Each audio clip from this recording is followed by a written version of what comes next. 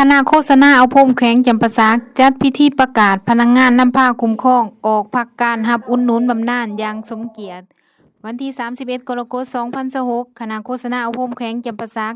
ได้จัดพิธีประกาศพนักงานนำผ้าคุ้มครองออกพักการรับอุดหนุนบำนาญจำนวน5 ทาน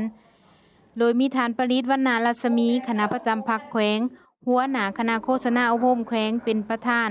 มีคณะนำจากแผนกการที่เกี่ยวข้องพร้อมด้วยหัวหน้าและห้องคะแนนและพนักงานราชการเข้าร่วมอย่างพร้อมเพรียง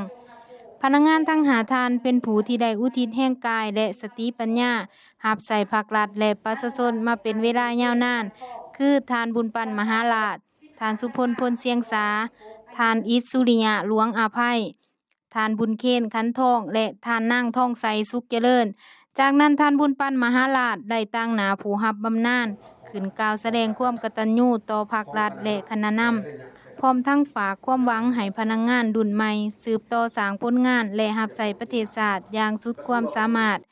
โอกาสนี้ท่านประดิษฐ์วรรณรัศมีได้มอบขอตกลงและเงินนโยบายอุดหนุนบำนาญให้แก่ผู้ออกภาคการพร้อมทั้งมอบคำโอลมและทิศชี้นำให้พนักงานบำนาญและพนักงานรุ่นสืบต่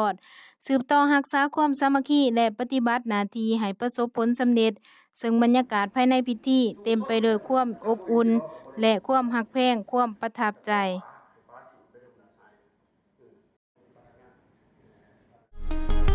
อย่าลืมกดไลค์กดแชร์และกด Subscribe เพื่อติดตามข่าวต่อไปที่นี่จำปาไม